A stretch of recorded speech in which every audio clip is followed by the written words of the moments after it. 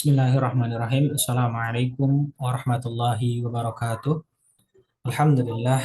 Wassalatu wassalamu ala Rasulillah wa ala alihi wa ashabihi wa man tabi'a sunnatahu wa jama'atah min yaumina hadza ila yaumin nahda. Alhamdulillah kita dapat melanjutkan pembacaan tafsir Quranil Azim, tafsir karya Imam Jalaluddin Al-Mahalli dan Imam Jalaluddin As-Suyuti.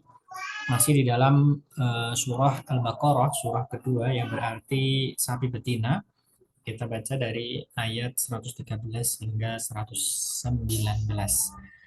أعوذ بالله من الشيطان الرجيم بسم الله الرحمن الرحيم وقالت اليهود ليست النصارى على شيء وقالت النصارى ليست اليهود على شيء وهم يتلون الكتاب كذلك قال الذين لا يعلمون مثل قولهم فالله يحكم بينهم يوم القيامة فيما كانوا فيه يختلفون وقالت اليهود ليست النصارى على شيء. Dan orang-orang Yahudi berkata orang-orang Nasrani tidak mempunyai sesuatu pegangan, yakni sesuatu pegangan yang dapat diakui di samping mereka tidak pula beriman kepada Isa. Waqalatin Nasara laisatil yahudu ala syai'in. Sebaliknya orang-orang Nasrani mengatakan orang Yahudi tidak mempunyai sesuatu pegangan yang dapat dipercaya dan mereka kafir pula kepada Musa.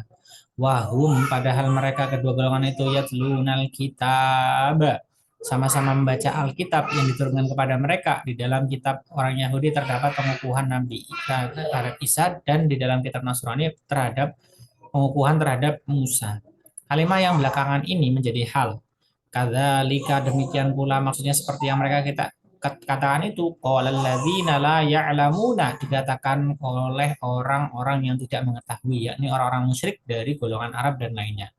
Min qablihim, seperti ucapan mereka itu, mitla qaulihim wa qala alladzi kadzalika qala alladziina la ya'lamuna mitla qaulihim. Seperti ucapan mereka itu penjelasan bagi makna, demikian pula artinya kepada setiap penganut agama lain. Mereka katakan mereka tidak mempunyai dasar atau pedoman.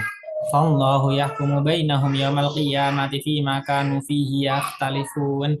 Maka Allah akan mengadili di antara mereka pada hari kiamat mengenai apa yang mereka persengketakan itu, yakni tentang urusan agama, sehingga pihak yang membenarkannya akan masuk surga. Sebaliknya orang yang menyangkalnya akan masuk neraka. Waman azlamu mimman mana'a masajidallahi ayyudhkara fiha ismuhu wa sa'a fi kharabiha ulaika ma kana lahum ayyadkhuluha illa khaifin lahum fid dunya khizyun wa lahum fil akhirati adzabun adzim. Waman azlamu, dan siapakah lagi yang lebih aniaya, maksudnya tidak ada yang lagi orang yang lebih aniaya, mimman mana'a masajidallahi ayyudhkara fiha ismuhu, daripada orang yang melarang menyebut nama Allah dalam masjid-masjidnya, misalnya sholat dan bertasbih, wasa'a fi khorobiha, dan berusaha untuk merobohkannya, baik dengan jalan meruntuhkan masjid itu maupun dengan menggagalkan orang untuk mengunjungi dan memasukinya. Ayat ini turun menceritakan perbuatan orang-orang Romawi yang telah merobohkan Baitul Maqdis dan orang-orang musyrik Mekah yang menghalangi Nabi Shallallahu Alaihi Wasallam ketika mengunjungi Baitullah pada tahun perjanjian Hudaybiyah. Ulaika ma kana lahum an yadkhuluha illa khaifina. Mereka itu tidak sepatutnya memasukinya kecuali dengan rasa takut. Kalimat ini kalimat berita dengan arti perintah. Artinya ancamlah mereka itu dengan jihad sehingga tidak ada seorang pun masuk ke dalamnya dengan rasa aman. Lahum fid dunya khizyun, mereka di dunia mendapatkan kehinaan atau kenistaan disebabkan terbunuh atau ditawan atau membayar upeti. Walahum fil akhirati adzabun azimun, dan di akhirat mereka mendapat siksa yang besar. Ulaika ma kana lahum ayadkhuluha illa khaifina, mereka itu tidak sepatutnya memasukinya kecuali dengan rasa takut. Kalimat ini kalimat berita dengan arti perintah. Artinya ancamlah mereka itu dengan jihad sehingga tidak seorang pun masuk ke dalamnya dengan rasa aman. Lahum fid dunya khizyun, mereka di dunia mendapat kehinaan atau kenistaan disebabkan terbunuh atau ditawan atau membayar upeti. Walahum fil akhirati adzabun azimun, dan di akhirat mereka mendapat siksa yang besar, yaitu neraka. Walillahil masyriqu wal maghribu fa aynama tuwallu fathamma wajhullah innallaha wasi'un alim. Ketika orang-orang Yahudi mengecam penggantian kiblat atau tentang sholat sunat di atas kendaraan selama dalam perjalanan dengan menghadap ke arah yang dituju, turunlah ayat walillahil masyriqu wal maghribu, dan milik Allah lah timur dan barat, karena keduanya merupakan ujung dan pangkalnya. Fa'ainama tuwallu, maka kemana saja kamu menghadap, maksudnya menghadapkan mukamu di waktu sholat atas titahnya, fasamma, maka di sanalah, di arah sanalah, wajhullahi, wajah Allah, maksudnya kiblat yang diridhoinya. Innallaha wasi'un, sungguhnya Allah maha luas, maksudnya kemurahannya meliputi segala sesuatu. Alimun, lagi mengetahui tentang pengaturan makhluknya.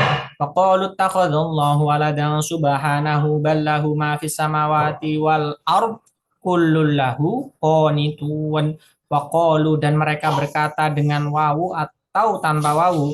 Maksudnya orang-orang Yahudi dan Nasrani serta orang yang mengakui bahwa malaikat itu anak-anak perempuan Allah. Ittakhadhullaha wala ittakhadhullaha ittakhadhullahu waladan. Allah mempunyai anak. Allah berfirman, subhanahu, maha suci dia, menyucikannya dari kenyataan tersebut. Ballahu ma fis samawati wal ardi, bahkan apa-apa yang ada di langit dan di bumi kepunyaannya belaka, baik sebagai hak milik, sebagai makhluk, maupun sebagai hamba. Pemilikan itu bertentangan dengan pengambilan atau mempunyai anak. Di sini dipakai ma, artinya apa-apa bagi yang tidak berakal, karena taglib, artinya mengambil yang lebih banyak.